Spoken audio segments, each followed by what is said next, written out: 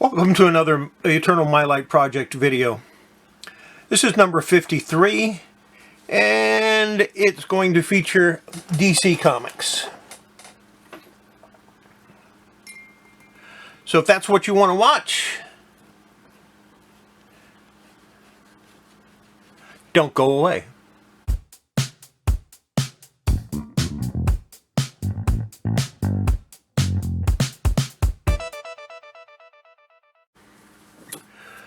Let's get started with the Shadow number 15. This is missing its indicia. Got to be on here somewhere. There it is.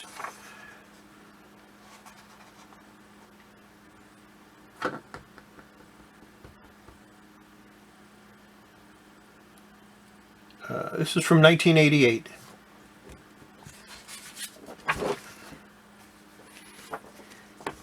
And here's the Shadow number 16, November 88.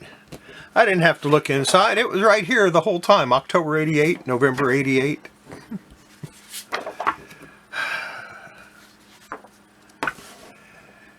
December 88, number 17.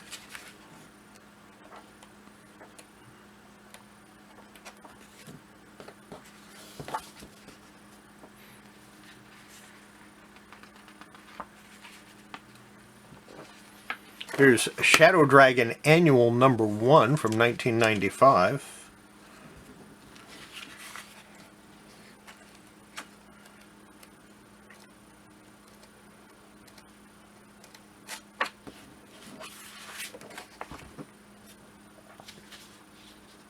The Shadow War of Hawkman number 2. And this is from June of 1985. Most of these are from the 80s and 90s. This is going to be a half a box of comics. I'll show the other half in another video. Here's Shadow War of Hawkman number 3 from July of 85.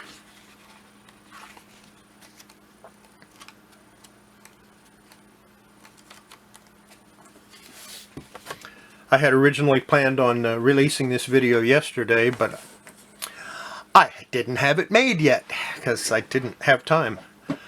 Shiva's War number 1 from October in 1998. This was Helix. Helix was DC's science fiction equivalent to Vertigo. And number 2 from November of 98.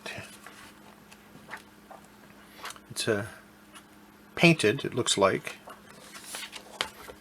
I don't remember if I ever read this or not. I don't know if I did. I don't think I did because I don't think I ever had 2 of the issues. Here's February 99, number 5. And I have 2 copies of that. 3 and 4, I remember what happened. 3 and 4 sold out. And I didn't pull a copy back for myself because I had too many hold customers that wanted it. I would sacrifice my own collection for them. Silverblade number 2 from October 1987, which is the way it should be. The owner of the shop should take his last.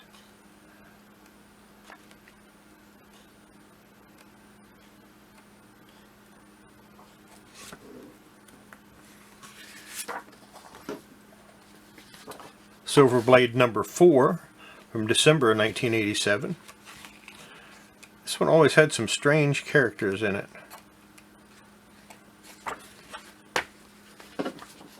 Silverblade number 5, January 1988.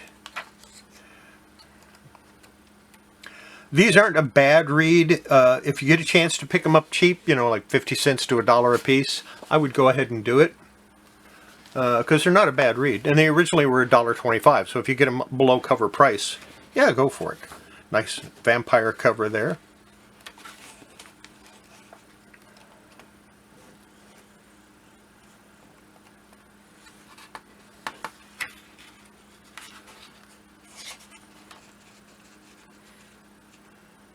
And if the artwork looks familiar, it's by Gene Colan. It's another good reason to pick them up. Here's number 7.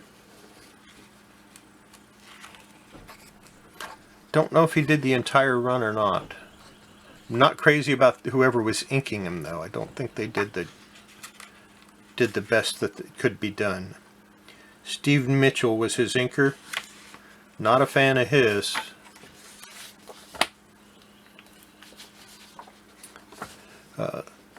Silverblade number 8. This is from May of 1988. And I've read a few of these. I haven't read all of them because I didn't have them all. Still don't have them all. I might try to pick them up. Silverblade number 9 from June of 88. Nice little movie scene there. Audience scene, whatever.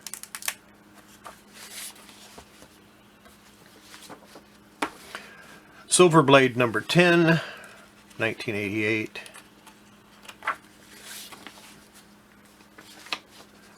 And number 12. So like I said, if you get a chance to pick these up, it's not your typical superhero stuff, but it's pretty good. I think it's worth picking up if you get them cheap. I wouldn't pay $5 to $10 a piece for them, but you know, under $1, yeah, sure, why not? This is Skin Graft number 2 from DC Vertigo.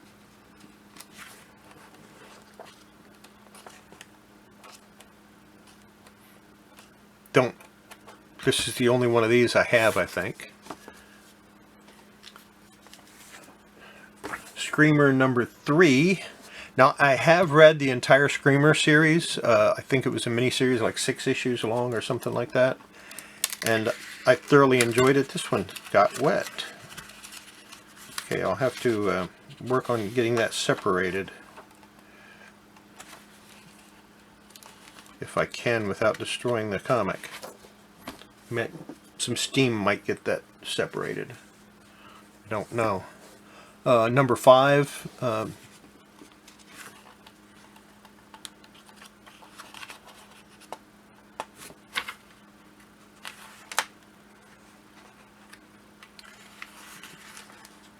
Steve Dillon was one of the artists, and of course he did some other work for DC also.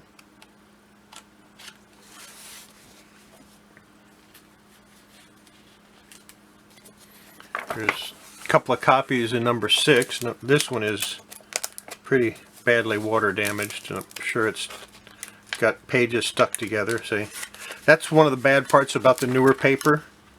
If it gets water damaged, you might as well just toss the comic because it's going to stick together.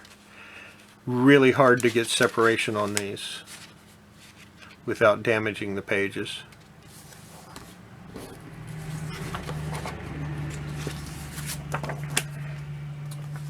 Slash Maraud number 1. This was another 6-issue miniseries. This is from November 1987. I've read this series. I enjoyed it. It was pretty good. Number 2, and I have a couple of copies of that. I don't think I have the full run of this anymore, but I've read it, so I don't much care. Here's number 5, and I have a couple of copies of that as well. And like I said, I've read this series, and it was pretty good.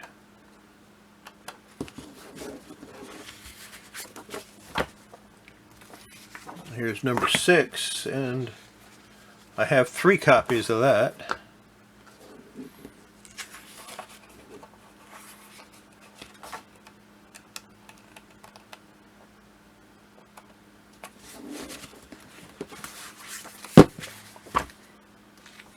Here's Smash Comics number 1 from May of 1999. This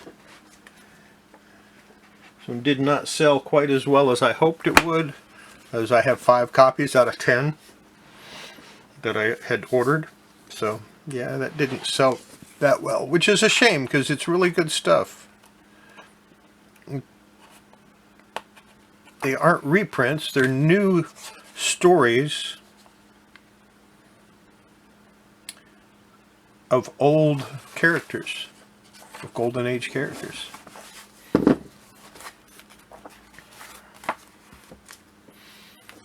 Sonic Disruptors number 1 from December 1987, number 2, number 3, number 4. We'll look at some of the art in number 4. Wasn't that impressed with the art. Story's not bad. Number 5, number 6, of which I have 2 copies. So this ran from December 1987 to June of 1988, and I do have the full run. Like I said, not that big a fan of the art. It's not bad art, it's just, yeah, it's okay. The story's pretty good. It was written by Mike Barron, and I like his work. I like his writing style. Here's Sovereign 7, number 16. I'm surprised this book didn't really take off. It was written by Chris Claremont. But, yeah, it was kind of DC's attempt at answering the X-Men. And it just never went anywhere. Not really. Went for a couple of years. Here's number 19, art by Ron Lim. So you got Chris Claremont and Ron Lim. I mean, you would think that this would sell like hotcakes. Yeah, it didn't. I had 1 or 2 customers that liked it. And here's, it looks like it's a little out of focus. There we go.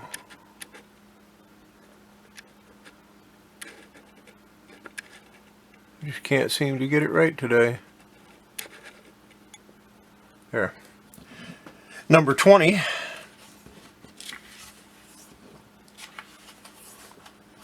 Again, art.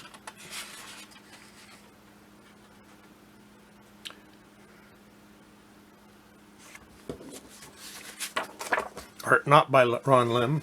Some guy named Vince Giarano or something like that. This is number 21, and it does have art, or Ron Lim art. Of course, Ron Lim did Silver Surfer during the Infinity War for Marvel. It is Sovereign 7, number 29. So I guess it went for nearly 3 years. And again, Ron Lim. Like that cover.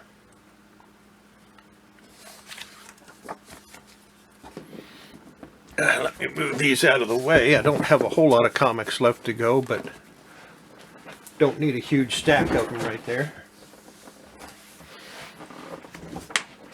There's Sovereign 7 Plus Legion of Superheroes, written by Chris Claremont with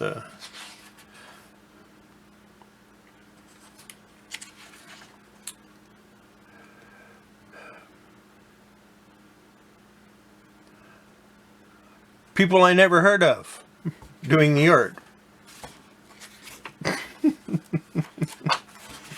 Yeah. Not bad looking. Not great looking, but not bad looking. From 1985, January, this is Spanner's Galaxy number 2. Tom Mandrake art. Nicola Cutie did this story. I think I read this one too. Not sure. Here's number 6, and it's got some varmint damage to the cover, but I have more than 1 copy, which probably doesn't surprise anybody. This one is in pretty bad shape. This one's not bad. This one's in pretty decent shape. As you can see, that one's well loved. We'll leave it at that. Here's the Spectre number 29. And Tom Mandrake did the art for this also. This was a really good series. I enjoyed it. Worth reading, I think. And I'm pretty sure I have earlier issues somewhere. I'm just not sure where. number 32.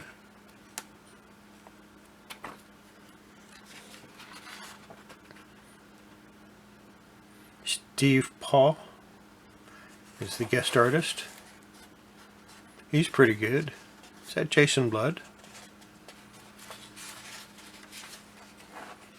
Nope.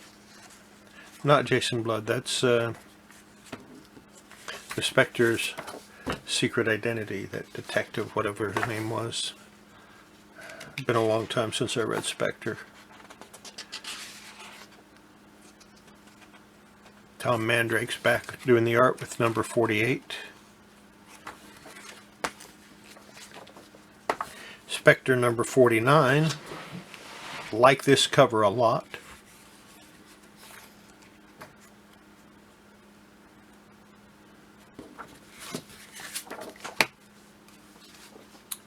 There's number 51 featuring the Joker and Batman.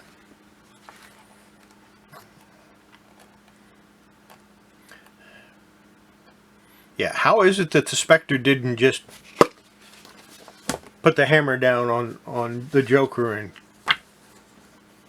take him away? I will never know. More Tom Mandrake. I like Mandrake's art. Did a lot of good work. Underrated artist from the 90s, Tom Mandrake. And here is a Crimes and Punishment. And this was a graphic novel or something. Yeah.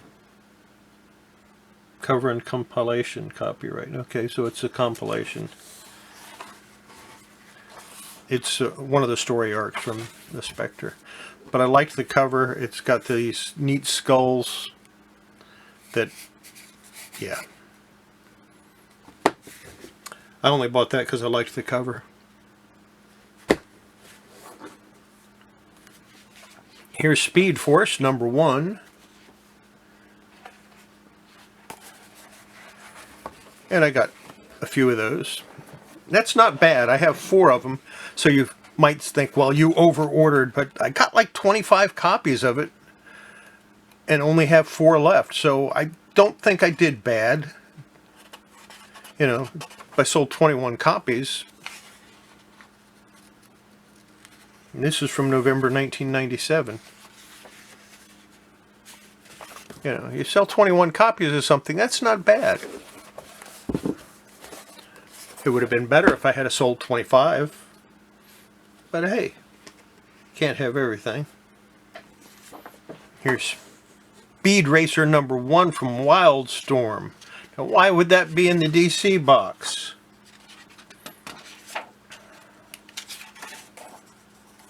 Could it be that from October 1999, that was right after Jim Lee sold Wildstorm to DC and went to work for him?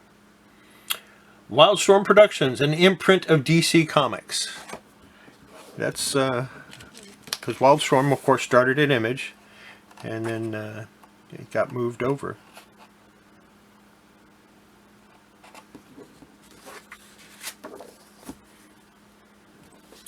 Spiral Zone number 2.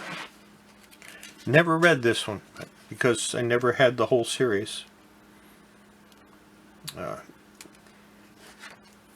Reasons to buy Spiral Zone. Here's 2 good reasons to buy Spiral Zone. Carmine Infantino pencils, Dick Giordano inks. 2 good reasons to buy Spiral Zone.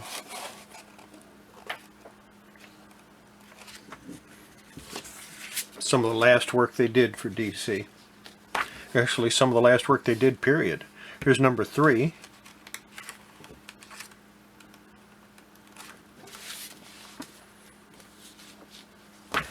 And number 4.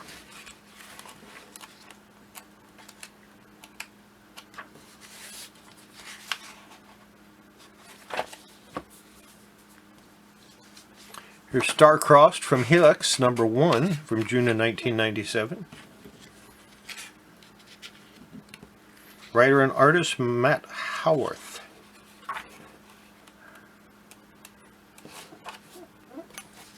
And I got a couple of these because I ordered 3 copies and nobody bought it. Sometimes you hit, sometimes you missed. And here's number 2. I got 2 copies of this and nobody bought it. And I don't even think I bought number 3. I don't think I got any copies of number 3 at all. The story wasn't that great. It didn't grab me. And it didn't sell. So here's Star Spangled Comics, number 1. I have 1 of these. And this is another one that I ordered a bunch of. I ordered like 10 copies and I only have 1. So this one did well.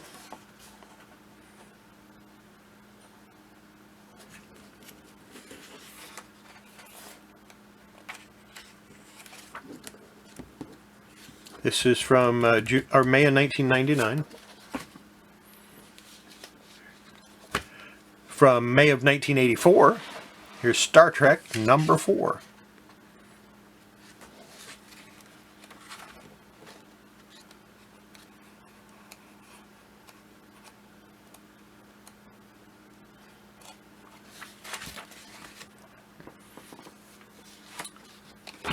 And Star Trek number 20 from November 1985.